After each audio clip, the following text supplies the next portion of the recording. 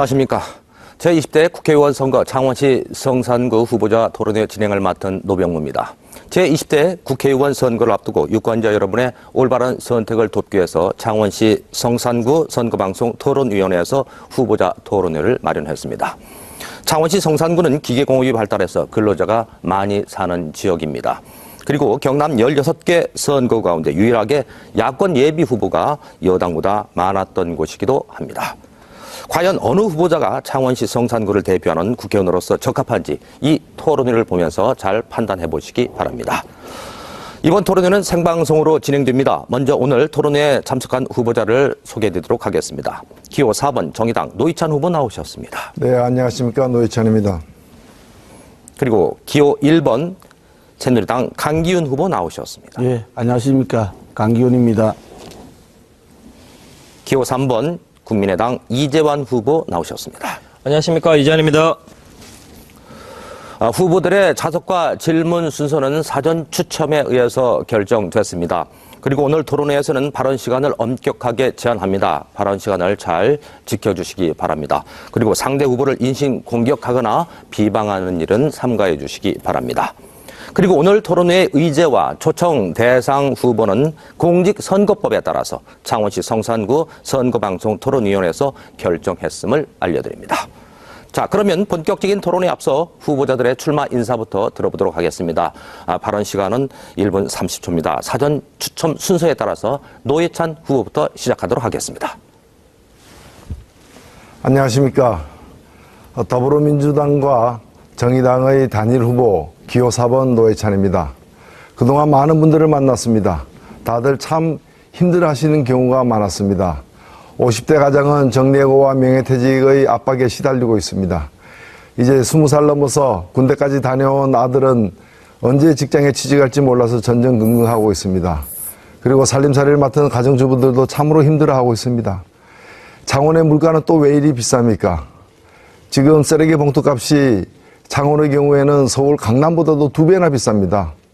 그리고 도시가스 요금은 저 창원의 경남의 농촌 지역보다도 더 비쌉니다. 그리고 가스레인지 연결 비용은 서울은 공짜인데 왜 창원은 10,000몇 원씩이나 받습니까? 이런 것들은 우리 생활 물가가 촘촘하게 살펴보지 못한 탓입니다. 정치가 국민을 위해서 봉사를 해야 되는데 정치가 국민 위에 군림한 탓이기도 합니다. 저는 오만과 독선의 늪에 빠진 정치로부터 창원을 구하겠습니다. 지금 창원에 필요한 것은 변화입니다. 변화는 선거를 통해서 일어날 수밖에 없습니다. 선거를 통한 변화, 4월 13일 날 반드시 만들어내야 됩니다. 이 노회찬이 창원의 민생을 살리겠습니다. 창원의 격을 높이겠습니다. 창원의 가치를 높이는 그런 정치인 노회찬이 되도록 하겠습니다. 4월 13일 여러분들과 함께 창원을 변화시키겠습니다. 감사합니다. 네, 다음은 강기훈 후보 출마 인사 듣도록 하겠습니다. 예, 안녕하십니까. 시민중심 정치 1번지 새누리당 기호 1번 강기훈입니다. 저 강기훈은 지난 4년간 국회에서 정파, 개파를 초월하고 오로지 창원 시민만 보고 달려왔습니다. 골프 한 번, 여행 한 번 치지 않고 서울과 창원을 300회 오가면서 지구 세 바퀴를 돌았다고 합니다. 그 결과 300명 국회의원 중에서 8이라는 의정활동 평가를 받았고 최우수 입법위원, 국정감사 우수위원 등 28관왕이라는 상을 받았습니다. 또한 창원의 수건사업들 많은 일들을 해결하기 위해서 국가 특별교부세를 최고 많이 창원으로 가져왔습니다. 이렇듯 오로지 창원을 위해서만 달려왔습니다. 앞으로 저는 창원을 기업하기 좋은 도시, 근로자가 신바람 나는 도시를 만들고 싶습니다. 분열과 갈등이 아니라 화합하고 단합하는 그런 창원을 만들겠습니다. 현란함, 요란함보다 성실함으로 창원을 만들겠습니다. 마당새 강기훈 사랑해 주시기 바랍니다. 네. 이어서 이재환 후보의 출마 인사 들어보도록 하죠. 안녕하십니까. 국민의당 경남 최연소 후보 이재환입니다. 성산구 유권자 여러분, 요즘 안녕들 하십니까? 저는 이번 총선에서 연애와 결혼, 출산을 포기해야 되는 3포 세대이자 오늘 또 영혼 없이 일자리를 찾아 전전하는 청년 세대의 한 사람으로서 이런 암담한 현실에서 청년들의 희망을 대변하고자 출마를 하게 되었습니다. 저희 사는 것이 정말 심각합니다. 여러분들도 다 아실 거라 봅니다. 12.5%에 달하는 청년 실업률, OECD 국가에서 꼴찌 노인 빈곤율과 자살률, 정말 참담합니다. 이런 상황에서 희망을 가지는 것조차 겁이 납니다.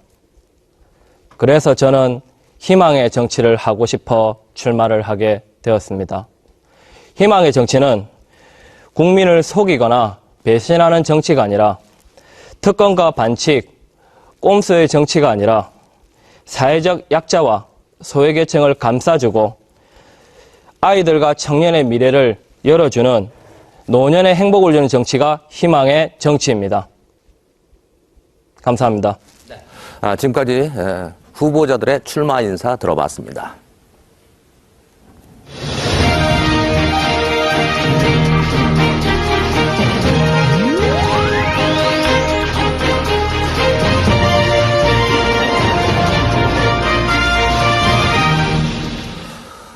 네, 이번 순서는 후보자들의 공약을 검증하는 자유토론 시간입니다. 발언권을 가진 후보가 자유롭게 토론을 이끌게 됩니다. 주도권을 갖게 됩니다. 주어지는 시간은 5분입니다. 상대 후보들의 공약에 대해서 검증을 해주시면 되겠습니다. 그리고 두 후보자에게 가급적 균등하게 질문을 해주시기 바랍니다. 유권자 여러분께서는 어느 후보자의 공약이 더 설득력이 있고 치밀하고 실현 가능성이 있는지 따져보시기 바랍니다. 자, 활발한 토론 기대하겠습니다. 강기훈 후보부터 시작하죠.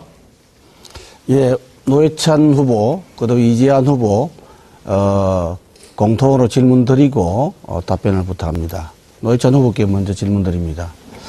노회찬 후보 공약을 보면 10대 공약, 이래서 진박 10대 공약이라고 합니다.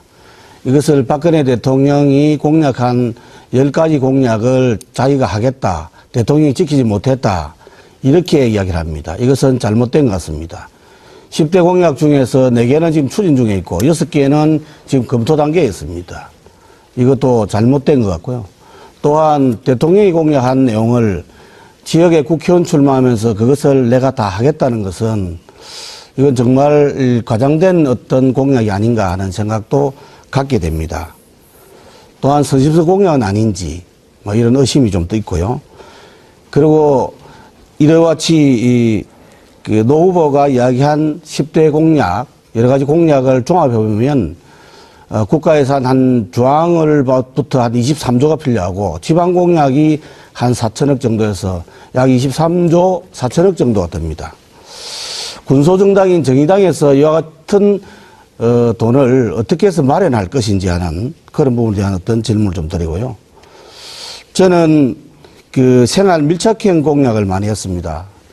예를 들면 비정규직 센터 건립이라든지 자원봉사자 센터 건립, 또 장애인 청강학교 리모델링, 대리운전 일용직 근로자 쉼터 조성, 토월 서근 아파트의 주차장을 공원을 지하화한다는 부분, 또 프리빌 2차 아파트에 소음 방지 터널을 만다든지, 또 대방 디지털 항투방에 공용 주차장을 개방한다는 등 이렇게 생활 밀착형 공약이 있습니다. 노회찬 후보는 공약에 그런 것이 좀 보이지 않는데 특별한 이유가 있는지 좀 말씀해 주시고, 마지막으로 홍준표 방지법이라고 이야기하면서 무상급식 부분을 언급했습니다. 아마 유치원부터 고등학교까지 의무급식을 하겠다 이러면서 그 부분을 지금 지자체와 국가가 반분하는 50대 50으로 부담하도록 이렇게 하고 있습니다. 이 부분은 또다시 지자체가 재정자립도가 열악한데 그 부분에 대해서 또다시 부담을 주고 또한 지금 이제 지방자치 시대에 역행하는 처사가 아닌가 하는 생각도 있습니다. 이 점에서 하나 오해를 저의 입장을 말씀드리면 저는 무상급식을 반대한 적이 추호도 없습니다. 도와 또 교육청을 통해서 무상급식 중단을 이어가도록 해결하는데 주도적인 역할을 한 사람이 강균입니다. 절대로 무상급식을 제가 반대한 적 없습니다. 네. 저는 무상급식을 지금도 무상급식을 의무급식을 하자고 주장을 하고 공약 1호로 내걸고 있습니다.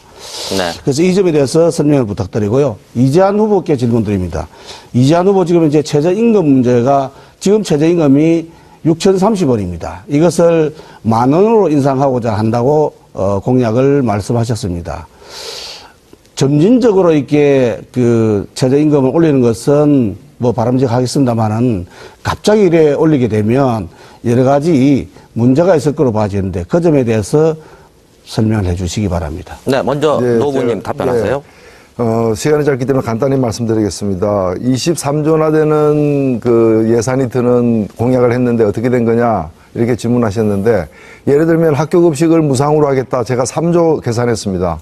학교급식 무상은 의무급식을 국가에서 부담하는 거는 강기훈 후보도 공약을 했는데 강기훈 후보 공약 자료집에 보면 예산이 설정이 안 돼 있어요. 매니페스토 선관위 낸 자료에도 예산이 설정이 안 돼 있어요. 저는 솔직하게 3조 든다고 설정을 했습니다. 그렇기 때문에 예산 총액수가 차이가 나는 것이고요. 그리고 정례고는 그 같은 것은 국가적으로 해야 될 일인데 그때 국회의원이 총선에서 공약을 내냐 하는데 정례고 해고 요건을 갖다가 강화하겠다라는 것은 강기훈 후보나 저나 공통 공약입니다. 그러니까 저한테 그걸 갖다가 지적하실 문제는 아니고요. 본인에게 지적을 해야 될 문제고요. 그 다음에 박근혜 대통령의 그 공약 중에 몇 개는 검토 중이라 그러는데 지금 박근혜 대통령 임기가 얼마 남았습니까? 5년 임기인 분이 내년이면 물러나는데 아직도 검토 중이면 안 된다고 봐야 되는 거 아닙니까? 공약을 안 지키고 있으니까 제가 대신 지키겠다는 것입니다. 진실한 박 노회찬입니다. 네, 이번에 이재원 후보 간단하게 답변해 주시기 바랍니다. 예, 질문 감사합니다. 5분. 네. 아니, 질문- 강 후보님의 그 질문에 대해서 답변을 예, 간단하게 알겠습니다. 해주세요. 죄송합니다. 네. 점진적으로 올리면 됩니다. 그리고 1만 원으로 인상을 하자는 것은 네. 네. 제한 시간이 다 됐습니다. 네. 다음 시간에 답변을 또 해주실 기회가 있을 것 같습니다. 자, 계속해서 이재환 후보에게 주도권 드리도록 하겠습니다. 5분 시간입니다. 시작해 주세요. 먼저 두 후보님께 여쭙고 싶습니다. 후보님들의 공약을 보면 제가 사회에 불만을 가지지 않아도 되고 희망을 가지지 않으면 변명이라고 생각할 정도밖에 안 됩니다. 공약 내용 정말 다 좋습니다. 근데 왜 저희 일반 사람들이 사는 것은 이렇게 힘이 든지 모르겠습니다. 만약 저보다 어른들인 두 분께서 세운 공약이 다 지켜졌다면 이 자리에 저는 앉아있지 않았을 겁니다. 36년 동안 명함을 받던 입장에서 얼마나 답답했으면 나왔겠습니까? 평범한 서민이 얼마나 답답했으면 나왔겠습니까? 그 심정 한번 생각해 주셨으면 하고요.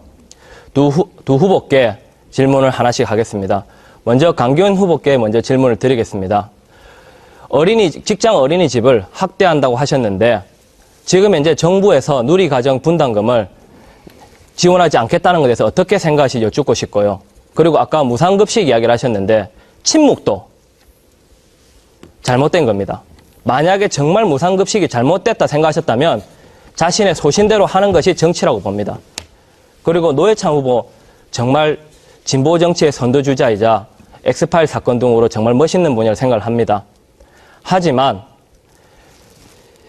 무상급식 홍준표 방지법에서 무상급식이라 얘기하셨는데 그때는 저희가 한참 경남에서 무상급식 반대를 이야기할 때 어디에 계셨습니까? 한 번이라도 창원에 내려와서 반대한다, 잘못됐다 이야기하신 적 있습니까? 저는 두 분께 이 질문을 하고 싶습니다.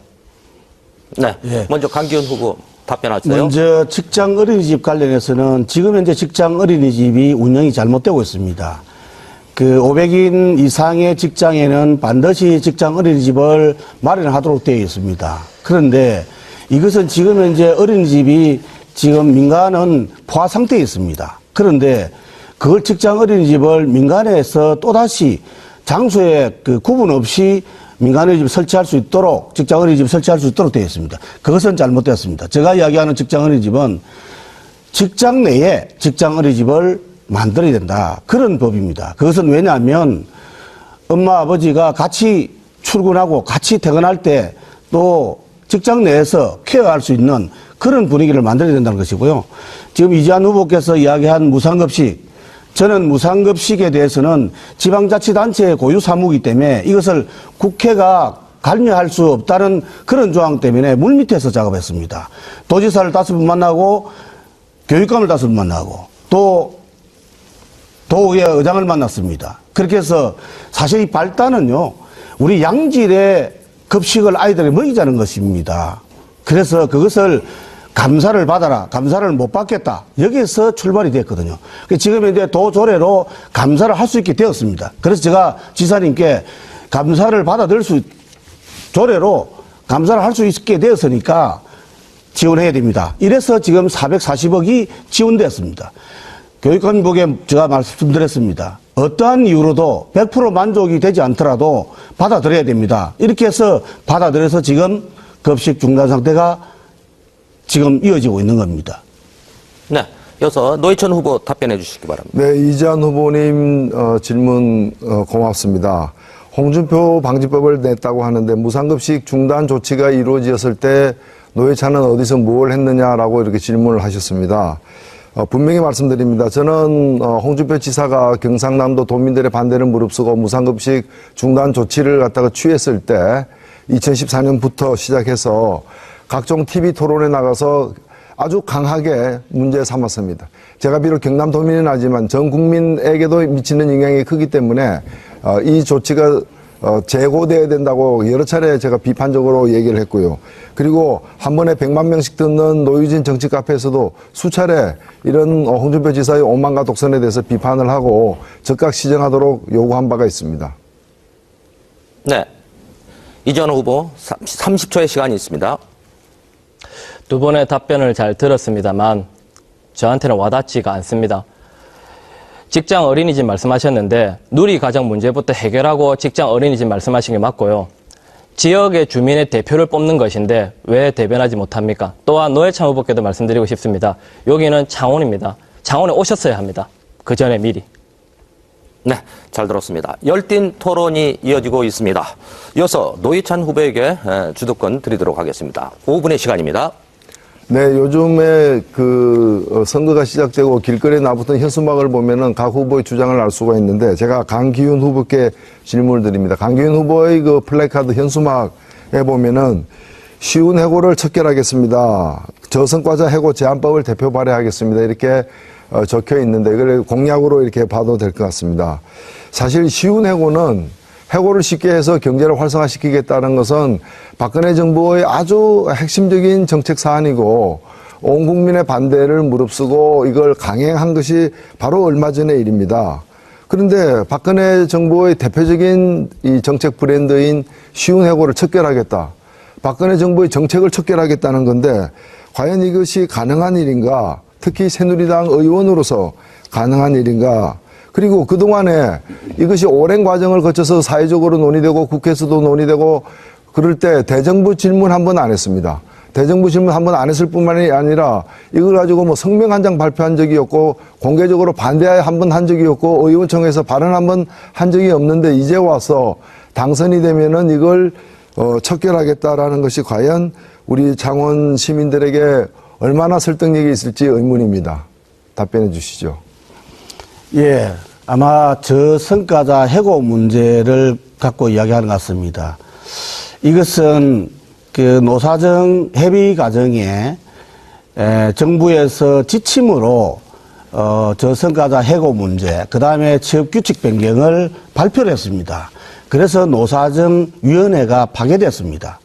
저는 저성과자 해고 문제는 그것은 국가에서 지침을 내렸는데 제가 박근혜 대통령의 공약을 반대하는 것이 아니라 또 그 지침을 100% 반대하는 것이 아니라 저성과자 해고는 어떻든 저성과를 평가함에 있어서 아주 그것은 사용자 측에서 임의적으로 판단할 수가 있는 부분을 독소조항을 없애야 된다는 겁니다. 이것을 저성과자라고 함에 평가함에 있어서 근로자들도 포함되어야 된다는 겁니다. 노조도 포함되어야 된다는 겁니다. 악용의 소지가 예. 굉장히 많은 겁니다. 그래서 이 부분을 제가 법으로 만들겠다. 저성과자 해고는 금지 또 저성과자라고 평가되면 그것을 케어하는 시스템도 만들어야 된다. 그게 또 어떤 교육을 통해서 그분이 좀 더 그 직종에 또 부합할 수 있는 그런 사람으로 만들어가는 과정도 필요하다. 이런 것을 제가 법제화하겠다는 것이지. 잘 알겠습니다. 제 시간 관계상 말씀 뜻은 잘 알겠고요. 그렇다면 결국에는 쉬운 해고를 척결하겠다라는 것이 아니라 저성과자 해고를 적절하게 하겠다. 쉬운 해고를 적절하게 하겠다는 뜻으로 들릴 수밖에 없는데 연관된 게 하나 있어서 제가 저 질문드립니다.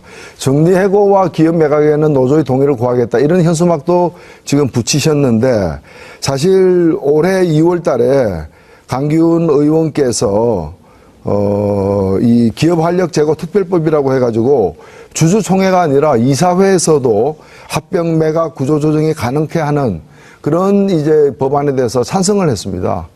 그래놓고 이제 와서는 정리해고를 어렵게 하겠다라고 또 공약을 하니까 이게 2달 만에 입장이 바뀐 것인지 대단히 의문입니다.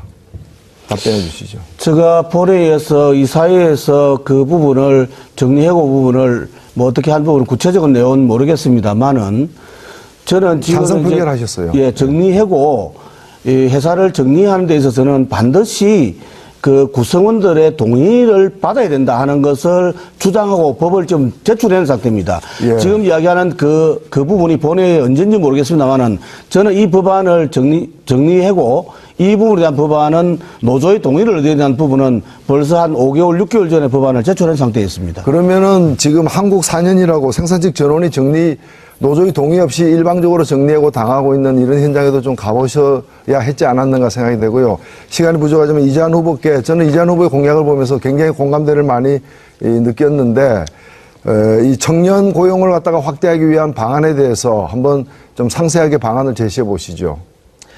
청년 고용을 확대하기 방안으로서는 철저히 일자리를 늘려야겠죠. 그래서 고용할당제, 현행 3%인 고용할당제를 5%로 늘리고 또 청년들이 구직을 하는데 보통 걸리는 시간이 8.3개월입니다. 그 기간 동안이라도 자신이 원하는 일에 집중할 수 있고 원하는 일을 얻기 위해서 공부하고 집중할 수 있도록 환경을 조성하기 위해 청년 구직 활동 지원 수당을 청년 구직 활동 수당을 지원하도록 할 것입니다. 네, 시간이 거의 다 됐습니다. 자, 이번에는 주어진 한 가지 의제에 대해서 후보자들이 답변하고 반박하는 집중 토론 시간입니다. 의제는 양질의 일자리 창출과 안정적인 고용 대책입니다. 청년 실업률이 지난 2월 역대 최고치 15.5%를 기록했습니다. 경남의 실업률도 3.4%로 6년 만에 최고치를 기록했습니다. 창원 지역의 경우 최근 들어서 기업들의 구조조정 폭이 넓어지면서 고용 불안이 심화되고 있습니다. 각 후보들께서는 양질의 일자리 창출과 안정적인 고용 대책에 대해서 구체적으로 말씀을 해주시기 바랍니다. 발언 시간은 1분 30초입니다. 먼저 이재환 후보부터 발언하십시오. 일자리는 최대의 복지입니다. 임금을 낮추고 기업의 이윤을 인상시키는 수출형 대기업 중심의 일자리 창출이나 경제 성장 구조가 아니라 이제는 서민들의 가계 소득을 증대하여 내수 시장을 활성화해야 됩니다. 지갑에 돈이 들어와야 쓸 수가 있고 그 돈을 가지고 소비가 되어야 공장은 물건을 생산할 수 있습니다. 지금처럼 재고가 쌓이는 것이 아니라 경제 성장이 선순환할 수 있을 정도로 최저임금을 1만 원을 인상하면서 가계 소득 증대를 통하여 기업의 투자와 안정적인 일자리를 기대해야 합니다. 또한 창원은 올해 기준으로 전체 인구의 21.9%인 23만 명이나 되는 청년이 있습니다. 그렇기 때문에 기계공업 중심인 국가전략산업단지라는 장점을 살려 여성 채용 할당제, 지방대 출신 할당제, 차상위 계층 할당제, 장애인 채용 할당제 등 고용 의무 할당제를 확대 추진하여 안정적인 일자리는 물론 소득의 양극화도 최소화시키는 것이 필요합니다. 이상입니다. 네. 계속해서 노회찬 후보 설명해 주시기 바랍니다. 네, 일자리 문제 해결에는 없는 일자리를 만들어내는 일과 그리고 있는 일자리를 지켜내는 일이 크게 두 가지로 마련될 수 있다고 생각됩니다. 없는 일자리를 마련하는 데 있어서 만들어내는 데 있어서 가장 시급한 것은 바로 청년 일자리입니다. 우리 존경하는 이재한 후보도 얘기했습니다마는 흔히들 청년 실업률이 12.3%라고 합니다. 그러나 일각에서는 수험생 등 직장을 공무원 준비를 한다라거나 여러 가지 그 실제 일자리를 구하고 있는 사람들까지 다 포함하면은 실제 실업률은 23%를 초과하고 있다라고 얘기를 하고 있습니다. 그만큼 심각한데 저는 이 청년 실업 문제를 해결하기 위해서 5년간 17,000개 일자리를 만드는 방안을 제시하고 있습니다. 바로 3% 의무 고용하기로 돼 있는 공기업과 지방 공공단체의 청년 의무 고용 할당을 5%로 상향하는 것입니다. 그리고 상시 고용인 300인 이상의 민간 기업에게도 이러한 청년 의무 고용 할당제를 부과해서 5년간 창원 지역에서 17,000개 가량의 일자리를 만들어낼 수가 있습니다. 그 다음에 있는 일자리를 지키는 문제와 관련해서는 정리해고 요건을 갖다가 강화하는 것입니다. 명예퇴직을 받아들이지 않는다고 해가지고 하루 종일 벽을 쳐다보게 만들었던 부끄러운 기업이 어디인 줄 아십니까? 바로 이 창원에 있습니다. 창원에 있는 정치인들 그동안 뭘 했습니까? 정말 부끄럽습니다. 네. 제한 시간이 다 됐습니다. 이어서 강기훈 후보의 의견 들어보도록 하죠. 예. 저는 창원의 일자리 창출을 어떻게 할 것이냐, 여기에 대해서 말씀드리겠습니다. 무엇보다 저는 기업을 해본 사람으로서 지금 창원의 경제, 창원 국가산업단지, 기초기술과 요소기술에 관련된 연구소를, 국책연구소를 유치해야 합니다. 그러기 위해서 첫째, 국가산업단지 창원공단을 구조고도화를 통해서 지금 재료연구소를 재료연구원으로 객상을 해야 합니다.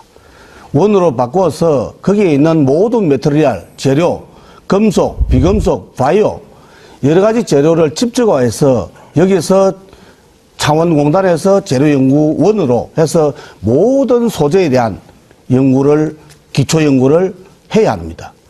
두 번째는 우리 창원과 산업단지가 방위산업 주로 되어 있습니다. 방위산업 클러스터 집적화를 해야 합니다. 세 번째는 남지 산업단지의 연료전지, 또한 에너지 저장 장치와 같은 공단을 조성해야 합니다. 46만 제곱미터의 공단을 지금 조성하고 있습니다. 그것을 통해서 신사업을 발굴해야 됩니다. 뭐니 해도 지금 현재 경남의 창조 혁신센터가 창원에 있습니다. 그 부분을 지금 운영 방식을 획기적으로 바꿔야 합니다. 모든 것을 아이디어만 내면 그것을 지자체가 금융뿐만 아니라 영업, 판매, 관리 모든 것을 정상화될 때까지 케어해 줘야 합니다. 이렇게 될 때 창원의 일자리 늘어납니다. 네. 지금까지 각 후보자들의 설명을 들으셨습니다. 지금부터는 이재환 후보부터 반박 의견 해주시기 바랍니다. 제가 두 분 이야기를 들었을 때는 그럼 실업률이 왜 있을까? 그 생각밖에 안 듭니다. 지금 강 후보님 말씀도 일리도 있고 노 후보님 말씀도 일리가 있습니다. 실질 체감 실업률은 저도 30%에 육박한다고 봅니다. 왜? 제가 36살 청년이기에 누구보다 더 잘 압니다. 그렇게 말씀하신 내용대로만 다 되었다면 제가 이 자리에 있으면 안 되죠. 두 분 말씀대로 공약이 그대로 되었다면, 정책이 되었다면 지금 저희가 이렇게 살지 않겠죠. 제가 묻고 싶은 거는 두 분 다 그 공약대로 실천을 과연 하실 수 있는지, 또 실제로 그렇게 해왔는지, 말이 아닌 행동으로 또 서민의 소리를 들었는지 묻고 싶습니다. 이상입니다. 네. 반박 의견 들어왔습니다. 이어서 노회찬 후보의 반박 의견 들어보도록 하겠습니다. 이재한 후보의 지적 아주 따끔하고 그리고 또 굉장히 중요한 지적이라고 생각됩니다. 다만 변명은 아닙니다. 저는 삼성 X8 그 떡값 검사를 폭로한 죄로 19대 국회의원이었지만은 10개월 만에 국회에서 이렇게 쫓겨났습니다. 그러니까 제가 공약한 내용들을 실현할 기회가 없었다는 점을 말씀을 드리고요. 이번에 제가 당선이 돼서 국회로 간다면 반드시 오늘 말씀드린 공약을 실현하겠다는 약속도 드립니다. 동시에 저는 방산 클러스터를 갖다가 만들겠다라는 우리 강기훈 후보의 그 제안에 덧붙여서 저는 그것도 좋습니다. 사실 창원공단에 출발이 됐던 게 방산 아닙니까? 또 그 중심이 방산입니다. 앞으로 이 방산 부분도 상당히 많이 육성해야 됩니다. 그러나 그것만 가지고는 미래형 산업 고도화를 이뤄낼 수 없을 것이다. 우리는 신성장 동력을 찾아내야 됩니다. 뭐 그런 점에서 재생가능 에너지 산업을 불러일으켜서 80만 개의 일자리를 만들겠다고 한 독일 메르켈 수상도 한번 들여다봐야 되고, 또 그런 점에서 재생가능 에너지를 집약적으로 실현해내고 있는 인구 규모나 면적이 우리나라와 비슷한 독일의 함부르크 사례 같은 것들도 많이 좀 살펴봐야 되지 않겠는가 하는 점에서 일자리를 갖다가 있는 데서 기름 짜내듯이 걸레 짜듯이 짜내는 것이 그것만이 아니라 새로운 일자리를 만들어내는 신성장 동력 개발에도 우리가 관심을 기울여야 된다고 생각합니다. 네. 계속해서 강기훈 후보의 의견, 반박 의견 듣도록 하죠. 예, 두 분 말씀 잘 들었고요. 지금 뭐니 해도 우리 청년 일자리 또 고급 일자리를 만들기 위해서 많은 지자체에서 노력도 많이 하고 있습니다. 또 업체에다가 또 지역 대학에 할당제를 도입한다든지 여러 가지 자구 노력들을 많이 하고 있습니다. 무엇보다 저도 마찬가지로 우리 지자체에서 공공기관부터 먼저 고급 일자리, 청년 일자리를 창출해야 된다 봅니다. 그러기 위해서는 지금 이제 기간제 부분도 동일한 일을 지속적으로 계속적으로 하게 되면 기간제를 둬서는 안 됩니다. 기간제를 빠른 시간 내에 무기직으로 전환해야 합니다. 그래야만 이 청년 일자리, 고급 일자리가 만들어진다고 저는 봅니다. 또한 우리가, 선택적 복지냐, 보편적 복지냐 논란이 많습니다만은 무엇보다도 복지에는 생산적 복지가 수행돼야 됩니다. 이걸 일회용으로 지급하는 것이 아니라 그 사람들을 생산적으로 투입할 수 있도록 충분히 케어해주는 그런 쪽 복지가 지속 가능한 생산적 복지, 이걸 통할 때만이 우리가 고급 일자리, 청년 일자리가 창출된다, 이런 생각이 듭니다. 그래서 무엇보다도 공공기관에서, 지자체나 공공기관에서 이와 같은 고급 일자리, 또 청년 일자리를 창출해야 되고요. 또 민간이 기업하기 좋은 도시, 환경을 우리 지자체에서 만들어주는 것이 일자리 창출의 지름길입니다. 예. 자, 이번에는 지역 현안에 대한 공통 질문 순서입니다. 공통적으로 주어지는 질문에 대해서 각자의 의견을 말씀을 해주시면 되겠습니다. 시간은 1분 30초입니다. 지금 창원시는 3개 시가 통합이 돼서 통합시로 됐습니다. 그러다 보니까 옛 창원과 마산, 진해 사이에 불균형 문제가 있습니다. 진해구는 경제자유구역, 의창구는 북면, 마산 하포구는 진북산단 등 지리적 확장을 통해서 지역 발전을 추구하고 있습니다. 하지만 성산구의 경우 산과 공단으로 둘러싸여 있고 행정구역상 확장이 어려운 원도심이어서 오히려 쇠퇴할 우려가 많다는 지적이 많이 일고 있습니다. 창원 성산구를 발전시킬 장기적인 전략에 대해서 후보자들의 의견 들어보도록 하겠습니다. 이번에 노회찬 후보부터 시작하시죠. 네, 아시다시피 창원시는 1974년에 산업기지 개발 촉진법에 의해서 만들어진 계획도시입니다. 이제 40년이 더 지났습니다. 얼마 전에 진해 마산과의 통합도 있었습니다만은 통합 문제가 아니더라도 이 40년 된 이 도시는 유지할 것은 유지하되 다시 리모델링할 것은 리모델링 해야 되는 그런 처지에 사실은 놓이게 되어 있습니다. 그렇기 때문에 저는 곳곳에서 재개발, 재건축 사례가 늘어나는 것은 그만큼 이 도시가 뭔가 수술이 필요한 상태에 이르렀다는 걸 말해주고 있다고 생각되고, 이러한 재개발, 재건축을 그냥 시장에만 맡길 것이 아니라 공공 부문이 적극 개입을 해가지고 조속히 이걸 마무리해야 되는 게 아닌가 생각됩니다. 구역 지정 후에 장기간 방치되는 그런 부분은 공공이 직접 적극적으로 개발을 해서 질 좋은 공공임대주택, 그러니까 중산층도 살 수 있는 그런 질 좋은 공공임대주택을 마련을 해야 되고요. 저는 특히 근린형 숲길을 조성해서 창원시 성산구 내에서는 어디서든 5분 이내에 도시에서 산림 속으로 들어갈 수 있는 그런 숲길 조성에 앞장서겠다는, 그래서 명품 환경도시로 만들겠다는 말씀을 드립니다. 특히 이 창원에서 대기오염 문제와 그리고 도시 열섬 현상을 갖다가 해결하기 위해서는 슈르트가르트와 같은 그런 바람의 도시, 바람길을 내는 문제도 장기적으로 도시계획에 반영해서 추진해야 된다고 생각하고 있습니다. 예. 다음은 강기훈 후보의 의견 들어보도록 하겠습니다. 예. 도시 개발은 무엇보다 첫째 도시 기본 계획을 수립하고, 그 다음에 도시 계획을 수립하고 지구 단위 계획을 수립합니다. 지금 구 차원은 캔버라 30만을 본떴습니다. 50만이 넘었습니다. 많은 것들이 흐트러졌습니다. 상업지, 공업지, 주택지로 됐던 것이 지금 저층 아파트가 고층화되었습니다. 저는 상남동을 초고층화해서 랜드마크화해야 합니다. 중앙동을 지금 단독주택지를 다가구 주택으로 바꿔야 합니다. 또한 우리 집이 조정 가능 지역이 있습니다. 국도 25호선 아래 부산 생고까지 이어지는 남부 순환도로 아래에 있는 지역을 집이 조정 가능 지역을 지금 행정용지난 또 주택난 공장난을 해소해 가야 합니다. 무엇보다도 우리 기산, 용호, 석교, 갯마을을 이어지는 웅남동 그리고 안민마을은 계획도시에 포함되지 않아서 여러 가지 난개발이 되고 있습니다. 이것은 빠른 시간 내에 도시기본계획을 수립하고 지구단위 계획을 수립해서 계획적으로 지금 마련해야 합니다. 이와 같은 조직적이고 계획적으로 하기 위해서는 지구단위 계획을 많은 시민들의 의견을 반영해야 합니다. 그것을 강기훈이가 꼭 반영하겠습니다. 네. 계속해서 이재환 후보의 의견 들어보도록 하죠. 좀 전에 강 의원님하고 똑같이 언급을 하겠는데 창원은 원래 인구 30만을 기준으로 국가 전략 산업단지를 조성하기 위해 만든 계획도시입니다. 그러나 통합 이전에 이미 인구가 50만이 넘어버렸기 때문에 지금은 과밀화되어 있습니다. 뭐 예를 들어 공장의 부지가 평당 500만 원을 육박하고 재개발하는 아파트가 평당 1,400에서 1,500입니다.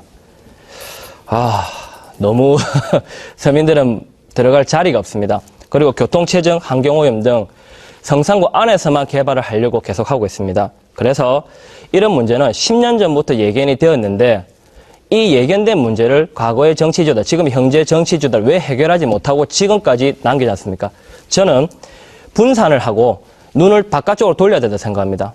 성산구 안에서만 해결할 게 아니라 성산구 밖에서 해결할 수 있도록 만들어야 된다고 생각합니다. 다른 지역에 임대주택을 개발한다든지 산업단지를 건설한다든지 또 예를 들어 SK 테크노파크처럼 연구, 개발, 비즈니스가 함께하는 대기업의 낙수 효과만 기대하는 것이 아닌 창원에 있는 중소기업들이 자생력을 기를 수 있는 제도적 뒷받침을 해줘야 됩니다. 또한 중앙동 오거리를 이야기하셨는데 저도 같은 생각입니다. 오래된 주택가를 최대한 활용하여 청년들이 창업할 수 있는 청춘의 거리, 상점의 거리로 만들어서 롯데로부터 벗어나는 상권의 활성화를 해야 된다 봅니다. 이상입니다. 네. 지금까지 지역 현안에 대한 공통 질문이었습니다.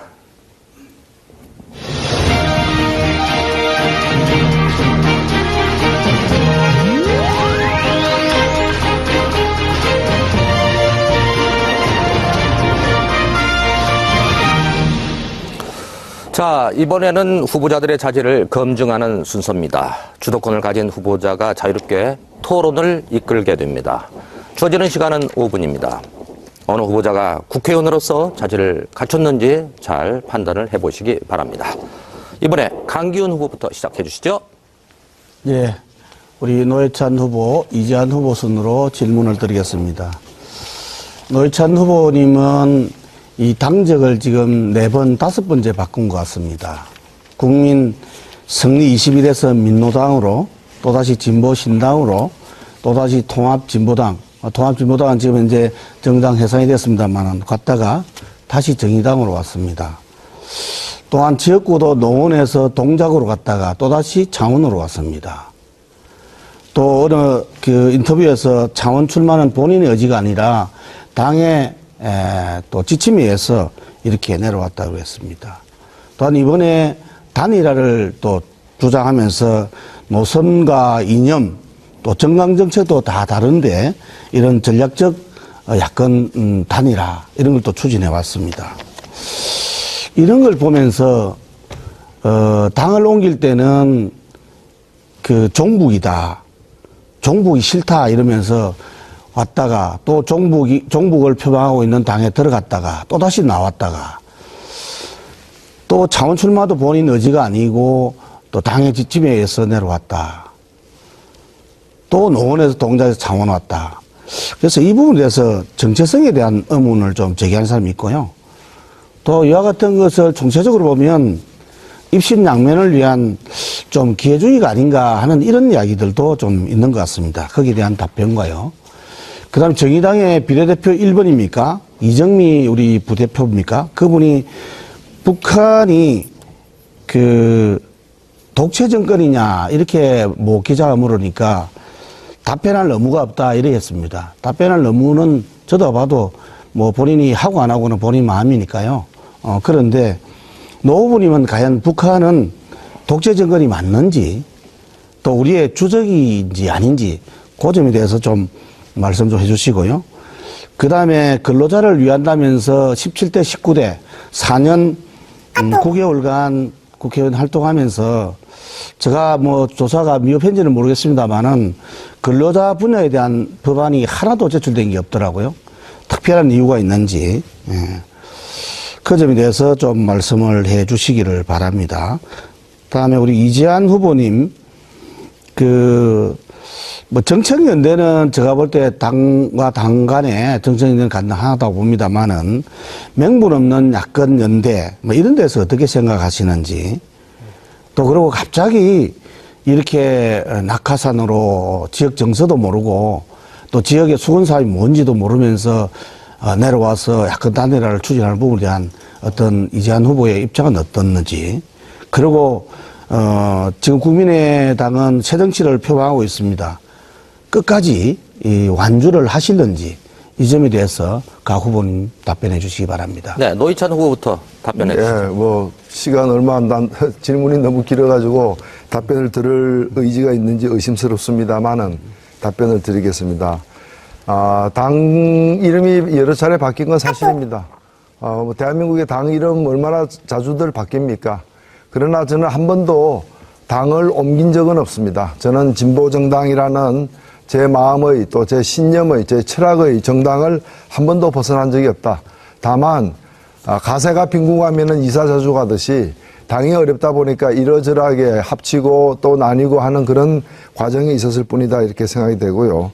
그리고 뭐 그런 과정에서 종북을 표방하는 당에 들어간 적은 한 번도 없습니다. 그런 얘기 자꾸 잘못하시면 명예훼손 된다는 점 말씀드리고요. 그 다음에 저보고 기회주의다라고 얘기할 사람은 대한민국에 뭐 몇 명 안 된다고 보고 이 북한에 대해서 독재 정권이냐 그거에 대해서 대답할 의무가 없다고 누가 얘기한 모양인데 얼마나 질문이 기가 막히면은 대답할 의무가 없다고 얘기했겠습니까? 북한이 독재 정권이냐를 왜 물어보십니까? 당연히 독재 정권 아닙니까? 그런 질문할 시간이 있으면 좀 더 건설적인 일을 하는 게 더 낫습니다. 그리고 근로자들을 위한 법안을 갖다가 제출한 적이 없다는 것도 좀 너무 조사가 부실한 게 아닌가. 수없이 많이 제출했습니다. 저는 이 문제 가지고 감옥까지 갔다 온 사람입니다. 이 정리해고 문제라거나 비정규직 문제라거나 이걸 가로막기 위한 법을 많이 이렇게 제출을 했고요. 물론 저는 강기훈 의원님처럼 연장 근로수당을 주지 말자라는 식의 근로기준법 개정안은 낸 적이 없습니다만은 다른 법안은 많이 냈다는 점을 말씀을 드립니다. 네. 약속된 제한 시간 5분이 다 되었습니다. 계속해서 이지반 후보에게 주도권 드립니다. 5분의 시간이 있습니다. 짧게 두 분께 질문을 하겠습니다. 먼저 강기훈 후보님께 여쭙겠습니다. 이번 새누리당의 공천 과정에 대해서 어떻게 생각하시는지 여쭙고 싶고 또 지금 대한민국 사회는 제가 보기에는 문제가 굉장히 많다고 봅니다. 현재 집권당인 새누리당의 일원으로서 우리 사회가 문제가 있다라고 생각하시는지 없다고 생각하시는지 여쭙고 싶고 있다면 의원님은 어떻게 이때까지 해결해 왔는지에 대한 과정과 노력에 대해서 알고 싶습니다. 그리고 두 번째 노회찬 후보님께 여쭙고 싶습니다. 야권 단일화 하셨습니까?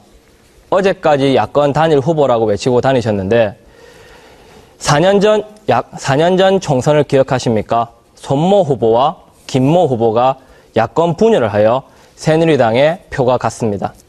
그래서 여기 계신 강기훈 후보님께서 앉아 계신 거고요.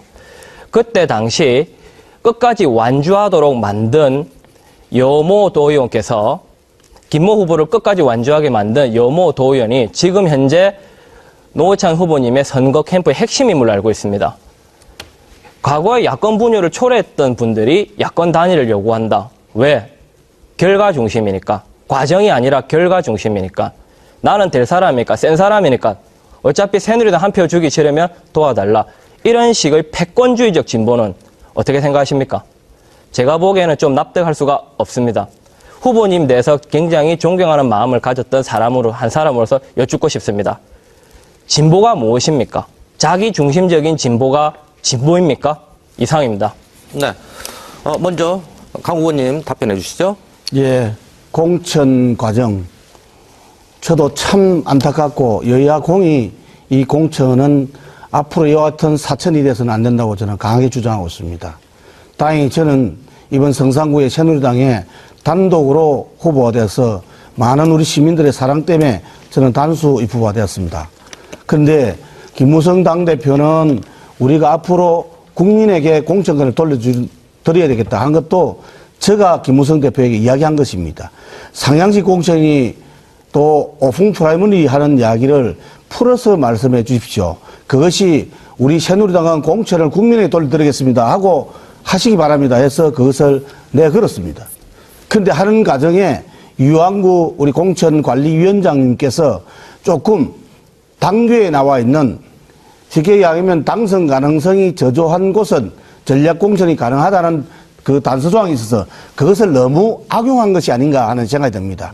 지금 당규대로만 한다면 이 공천은 앞으로 깨끗한 공천이 되고 정말로 정당의 민주화가 됩니다. 정당의 민주화가 공천의 민주화가 되면 완전히 바뀝니다. 저처럼 개파, 정파에 애속되지 않습니다. 저는 아직도 한 번도 정파에 애속되어 있지 않습니다. 저는 오로지 창원 시민줄, 시민만 바라보고 달려왔습니다. 그리고 제가 노동계획 이야기할 때 노동계획이라고 말씀하지 마시라고 이야기했습니다. 당론도 제가 거부한다고 이야기했습니다. 자칫 잘못했으면 공천에 문제가 있을 수도 있습니다. 노동계획이 아니라 노동관계 선진화법이라고 말을 바꾸라 그랬습니다. 우리가 노동자에게 억압하고 탄압하는 느낌을 줘서는 안 됩니다. 사용자와 노동자가 어떤 부분을 양보해서 그 관계를, 노사관계를 정립할 것이냐 하는 것에 정점을 줘야 된다고 말씀을 제가 드렸습니다. 저는 세월호 때 순직 처리 두 사람이 비정규직이라고 안 됐습니다. 목소리 높였습니다. 두 분을 반드시 순직 처리해야 된다고 이야기했습니다. 이와 같이 저는 당의 노선과 조금 차이 나더라도 그것이 합리적이고 정당하다 그러면 그 목소리를 내었습니다. 예, 제가 답변을 드리도록 하겠습니다. 4년 전에 그 야권 단일화가 안 된 데 대해서 문제가 있지 않느냐라는 그런 지적이신데요. 충분히 저는 있을 수 있는 지적이라고 생각됩니다. 패권주의적 진보, 진보든 보수든 패권은 저는 반대합니다.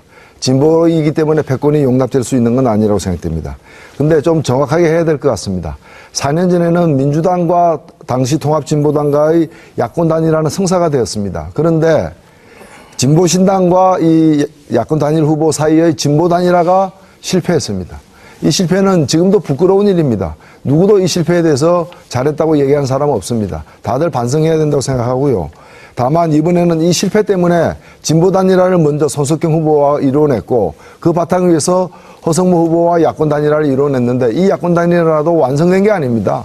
그렇기 때문에 저는 현수막에도 더민주당, 정의당, 야권 단일 후보 이렇게 썼습니다. 네, 제한 시간이 다 되었습니다. 열띤 토론이 이어지고 있습니다. 자, 이번에는 노회찬 후보에게 주도권 드립니다. 5분 동안 사용하실 수 있습니다. 예, 강기훈 후보께 질문을 좀 드리도록 하겠습니다.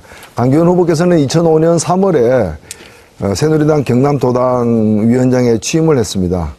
그런데 이 시기는 언제였는가 하면은 바로 경상남도에서 그 누구도 가릴 것 없이 무상급식이 중단되는 사태 때문에 대단히 뜨거웠던 그런 시기입니다. 경남도당 위원장으로 계시면서 경남도와 교육청 사이의 갈등을 조정하기보다는 일방적으로 홍준표 도지사의 입장을 거들었습니다. 그래서 사실 1년 내내 한 발언들 제가 다 조사를 해왔습니다만은 이 교육감에게 문제가 있지 도지사는 잘못이 없다는 식으로 홍준표 도지사의 이 무상급식 중단 조치를 갖다가 옹호해 왔는데 특히 작년 12월 같은 경우에는 홍준표 지사의 숭고한 뜻은 지켜져야 된다라고 얘기했습니다. 도대체 홍준표 지사가 무상급식을 중단한 것을 숭고한 뜻이라고 하면서 그것을 지켜져야 된다고 얘기하는 분이 이제 선거를 갖다가 불과 열흘 앞두고서 학교 급식을 의무화하겠다, 국가 비용으로 하겠다라고 얘기한다면 그것을 사실 누가 믿겠습니까? 그리고 제가 지난 3월 달에 홍준표 방지법이라고 해서 학교급식법을 개정해가지고 이 국가와 지방자치단체가 부담하도록 하고 도지사 한 사람의 뜻에 의해서 왔다 갔다 하지 않도록 하겠다. 특히 고교까지 무상급식은 지금 우리나라 헌법이 어떻게 되어 있는가 하면은 의무교육은 무상으로 한다라고 31조에 되어 있습니다. 그리고 중학교까지가 의무교육입니다. 급식은 의무교육에 포함되어야 된다고 많은 사람들이 생각하고 있습니다. 따라서 중학교까지의 급식은 의무교육으로 무상이 돼야 되는 게 헌법과 법률의 정신에 부합합니다. 여기다가 추가해서 박근혜 대통령은 고등학교 졸업할 때까지 무상교육으로 하겠다, 의무교육으로 하겠다, 무상교육으로 하겠다라는 공약을 내세운 바가 있습니다. 이 공약 안 지켜지고 있습니다. 그런데 만에 하나 이 공약이 지켜진다면은 고등학생들의 급식까지도 무상으로 지급을 해야 되는 상황이 되는 것입니다. 그래서 제가 이 모든 것을 다 이루어진다는 가정하에 비용을 계산해 보니까 3조가량이 든다라고 아까도 말씀을 드렸던 것입니다. 그런데 제가 학교급식법을 홍준표 도지사와 같은 분이 나타나가지고 자의적으로 없앴다, 시행했다 할 수 없도록 법에 의해서 안정적으로 시행되도록 하는 홍준표 방지법을 공약으로 제출을 하니까 여기에 대해서 실현 가능성이 과연 있겠는가, 노이즈 마케팅 아니냐, 포퓰리즘 아니냐라고 지난 3월 24일 날 지역 모 언론과의 인터뷰를 하신 바가 있습니다. 이런 상태에서 학교급식을 갖다가 의무화하겠다.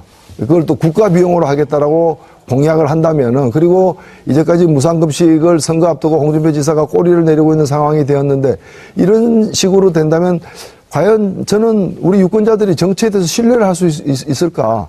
정치에 대한 불신이 더 높아지지 않을까 우려가 됩니다. 여기에 대해서 어떻게 생각하십니까? 예, 말씀 잘 들었고요. 결론적으로 말씀드리면 무상급식 중단 해결은 강기훈이가 했습니다. 두 번째, 앞으로 무상급식 사태 재발되지 않기 위해서 무상급식을 의무급식으로 바꿔야 된다고 주장하고 있습니다. 제가 주장하는 것은 의무급식은 의무교육에 따른 의무급식입니다. 반드시 해야 됩니다. 2조 정도 듭니다. 그리고 제가 학교 비정규직 중식값, 식대 반드시 해야 된다고 말씀드렸습니다. 그것 또한도 우리 교육감께 말씀드렸습니다. 또 도의회 교육사회위원회 위원장께도 말씀드렸습니다. 저는 홍준표 지사의 무상급식 중단 사태는 조금 전에 토론에서도 말씀드렸다시피 아이들이 밥을 먹지 않는다고 잔반이 많이 나온다는 겁니다. 그래서 감사를 해보자니까 교육감께서도 기분이 나쁘시겠죠. 기간 대 기간인데 왜 감사를 받아야 되냐. 이래서 논쟁에 대해서 감사 없는 지원은 못하겠다. 이래서 이제 도화선이 된 겁니다. 저는 누구를 탓하지 않았습니다. 양쪽 다를 탓했습니다. 교육감도 이 급식의 주체자입니다. 지원은 지자체가 하지만 교육감이 이 자체의 주체자입니다. 책임을 가져야 됩니다. 말씀드렸고요. 또 지사한테도 말씀드렸죠. 지사의 숭고한 뜻이란 것은 이 아이들에게 양질의 급식을 주고자 하는 그 순수한 뜻이 있다. 그것을 제가 이야기한 겁니다. 네, 그래서 감사를 통해서 앞으로 알겠습니다. 예, 저 그다음에 질문하셨어요. 그다음에 제가 이거 제 주도 질문이니까 제가 답을 10초밖에 안 남았습니다. 그래서 말씀은 잘 들었고요. 지금 답변하신 것 중에 교육청에서 감사를 받아야 되는데 감사를 거부했기 때문에 급식을 중단했다 그러는데, 감사를 거부했으면은 감사를 강행하는 다른 조치를 취해야지 급식은 왜 중단합니까? 아이들이 숙제 안 해오면 밥 안 줍니까? 그렇지 않습니까?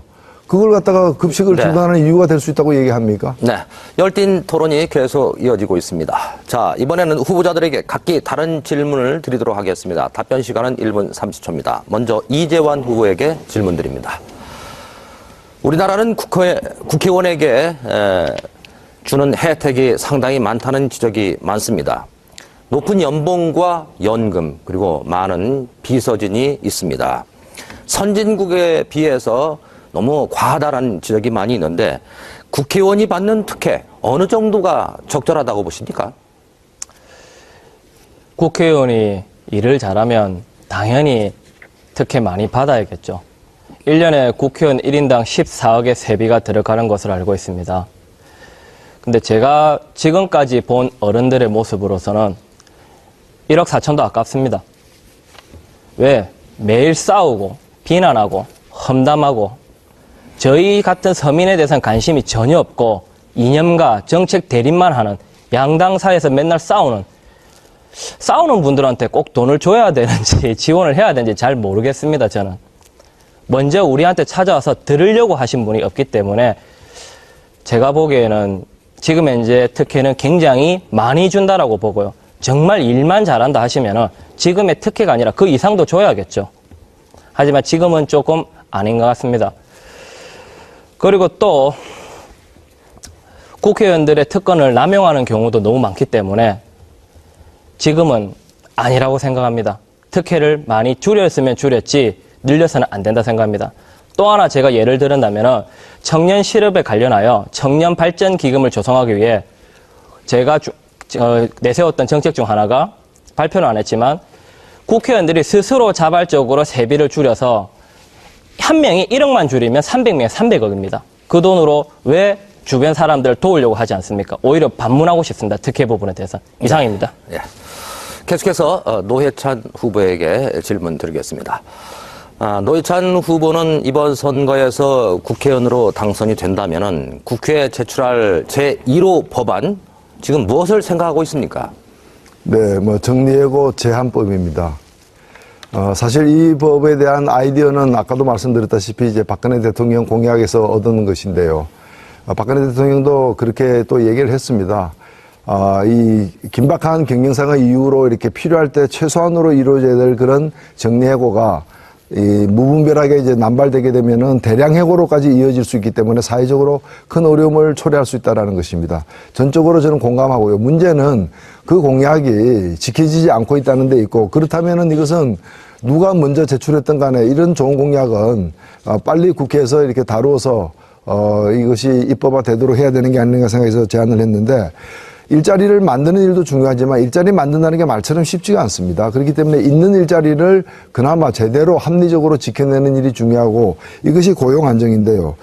저는 긴박한 경영상의 이유를 갖다가 엄격하게 해석해서 기업에서 편의적으로 돈 좀 된다 싶으면은 기업을 하고, 좀 안 된다 싶으면은 책임 없이 그냥 이걸 국가 부담 사회 책임으로 넘겨버리는 식으로 도망가듯이 먹고 튀듯이 하는 식으로 할 수 없도록 정리해고 사유를 갖다가 엄격히 요건을 갖다가 강화해서 제한을 해야 되고, 그 과정에서 노동조합 혹은 노동조합이 없는 경우에는 노동자들의 어떤 그 대표와 성실하게 합의하도록 하는 걸 강제하겠다는 것이고요. 그리고 이런 것들을 그리고 한번 정리해고 한 이후에도 재고용에 앞장서야 되고, 그걸 위반할 경우에는 징벌적 손해배상 제도를 적용하겠다는 것입니다. 네, 제한 시간이 다 되었습니다. 계속해서 강기훈 후보에게 질문 드리겠습니다. 이번 선거에서 국회의원으로 당선이 된다면은 임기 4년 동안 장기적으로 어떤 의정 활동을 생각하고 있습니까? 설명해 주시죠. 예, 저는 우리 지역의 해남 문제 하나하나 다 해결해 가고 있습니다. 포스코 특수광 매각 때도 저는 부당성을 주장하고 포스코 그룹 회장단에 가서 데모도 했습니다. 상경투쟁 때 직접 나서서 마이크도 들었습니다. 해결했습니다. 화물연대 고공농성 제가 중간에서 해결했습니다. 또한 학교 비정규직 중식 문제 교육감에게 공감대를 형성했습니다. 도의회에서 예산만 수립해 오면 통과해 준다고 했습니다. 이렇듯 지역 현안 문제를 하나하나 해결하겠습니다. 아까 종양 노회찬 후보님께서 3년에 왜 안 가봤냐고 그랬는데 3년에 늦게 알았습니다. 저에게 요청 오는 것은 민주노총에서도 저에게 화물연대 공농성할 때 저에게 찾아와서 저에게 부탁했습니다. 저는 민주노총이나 한국노총이나 할 것 없이 서민 근로자를 대신하겠습니다. 그런 일에 매진하고요. 꼭 하고 싶다면 철새방지법이랄까 낙하산 방지법 굳이 이야기하라면 우리 노회찬 후보께서 더 오히려 제가 노회찬 후보를 띄워주는 거 아닌가 싶은 생각이 듭니다만은 노회찬 방지법을 할까요? 왜냐하면 이 지역의 정서도 알고 문제도 알고 나름대로 지역 정서를 알아야 합니다. 또 지역에서 노력하는 사람들도 있습니다. 그분들을 위해서 네. 제한된 시간이 다 되었습니다. 자, 이제 토론을 마무리할 시간입니다. 후보자들께 각각 1분 30초씩 시간을 드리도록 하겠습니다. 유권자 여러분께 지지 말씀을 해주시기 바랍니다. 먼저 노회찬 후보입니다. 네, 뭐 철새방지법 만드신다고 하는데 흥부전에서 흥부에게 이렇게 그 박씨를 물어다 준 제비가 바로 철새입니다. 그런 좋은 철새까지 방지해서는 안 된다는 말씀을 드리고요. 지금 창원에 필요한 것은 변화입니다. 경상남도에 필요한 것도 변화입니다. 창원시 5개 선거구 5명 모두 새누리당입니다. 경상남도 16개 선거구에서 15명이 모두 새누리당입니다. 한 당으로 이렇게 다 되게 되면은 끔찍한 문제들이 발생합니다. 홍준표 지사가 저렇게 오만 독선으로 흐르게 된 것도 바로 그 배경에는 저렇게 해도 다시 뽑아주기 때문입니다. 이제 바뀌어야 됩니다. 빨간 옷 입고 나온다고 해서 무조건 뽑아주는 시기는 이미 지났습니다. 창원에서부터 달라져야 됩니다. 창원에서부터 변화가 시작돼야 됩니다. 경상남도 16명 모두 새누리당이면 어떻게 되겠습니까? 다시 창원에서 5명 모두 새누리당이면은 홍준표 지사 어떻게 되겠습니까? 더 오만불손해질 것입니다. 이제 바뀌어야 됩니다. 창원에서의 변화는 성산에서부터 시작될 것입니다. 성산에서부터 바꾸겠습니다. 이 노회찬이 바꾸겠습니다. 저는 평생 한 우물만 팠습니다. 여러 우물 판 적이 없습니다. 제가 판 우물은 어디서 파든 하나의 우물, 바로 우리 서민들, 땀 흘려 일하는 분들, 그리고 힘들게 살아가는 자영업자들을 위한 우물을 팠을 뿐입니다. 이 노회찬을 믿어주십시오. 노회찬이 바꾸겠습니다. 성산에서부터 바꾸겠습니다. 2016년 대한민국의 봄, 창원에서 시작됩니다. 특히 성산에서 시작됩니다. 예. 감사합니다. 네. 이어서 강기훈 후보 유권자들에게 지지 말씀해 주시기 바랍니다. 존경하고 사랑하는 창원 성산구 주민 여러분, 오늘 토론 잘 보셨습니까? 앞으로 각오로 회개하느냐, 앞으로 나아가느냐 중대한 시점에 있는 것 같습니다. 빨간 옷이 나쁜 사람도 제가 많은 것 같습니다. 그러나 강기훈은 틀리다는 것 확실히 알고 있지 않습니까? 성산을 위해서, 성산구민을 위해서 일하겠다고 스스로가 마당쇠를 자임했습니다. 마당쇠는 주인이 식이면 식인 대로 하는 것이 마당쇠입니다. 요즘 정치 여야 할 것 없이 많이 싫으시죠? 그래도 어쩌겠습니까? 국가감과 책임감이 있는 그래도 새누리당이 돼야 되지 않겠습니까? 성산구 발전을 위해서는 힘 있는 여당 강기훈이가 돼야 되지 않겠습니까? 요란하고 현란한 주장들은 많이 할 수 있습니다. 오늘도 토론 중에 많이 보셨을 겁니다. 그런 주장을 진보정치 8년 해봤지 않습니까? 8년 동안 과연 어떤 성과가 있었습니까? 이제는 차분히 화합하고 단합해 가야 합니다. 투쟁과 갈등이 아니라 하나 되어 나가는 창원 성산을 만들어야 합니다. 강기훈이가 할 수 있습니다. 저는 민주노총, 한국노총 할 것 없이 서민근로자 대변하는 새누리당 국회의원입니다. 마당쇠 강기훈 많이 사랑해 주시기 바랍니다. 열심히 하겠습니다. 네. 마지막으로 이재환 후보 지지 발언해 주시기 바랍니다. 유권자 여러분, 오늘 토론이 국회의원을 선택하는 데 많은 도움이 되셨습니까? 오늘 또 저는 두 분이 싸우는 모습을 봤습니다. 자라나는 제가 봤을 때 잘 배운 것 같습니다. 저는 긍정적인 사고와 희망이 듣고 싶은 거지 분쟁과 대립은 아닙니다. 오늘 이 자리를 빌어 추가 공약을 하나 발표하겠습니다. 그 이유는 노인분들과 대화를 하면서 공동간병인 제도가 좀 필요하다는 것이었습니다.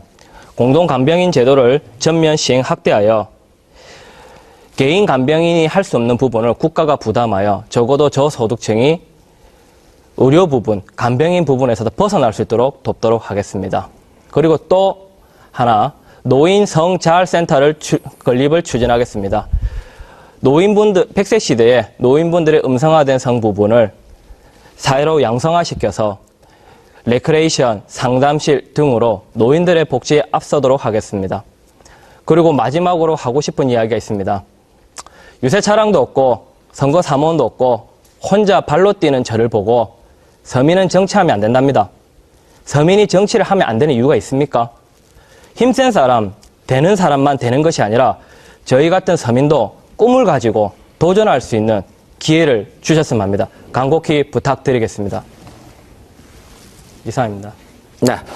지금까지 창원시 성산구 국회의원 후보자들의 공약과 정책을 자세히 들어봤습니다. 오늘 이 토론회가 유권자 여러분이 후보를 선택하는 데 많은 도움이 되었기를 기대하겠습니다. 여러 가지 질문에 성심성의껏 답변해 주신 후보자 여러분께 감사의 말씀을 드립니다. 그리고 끝까지 함께 시청해 주신 여러분 대단히 고맙습니다. 제20대 국회의원 선거 창원시 성산구 후보자 토론회 오늘 순서 여기서 모두 마치겠습니다. 여러분 고맙습니다.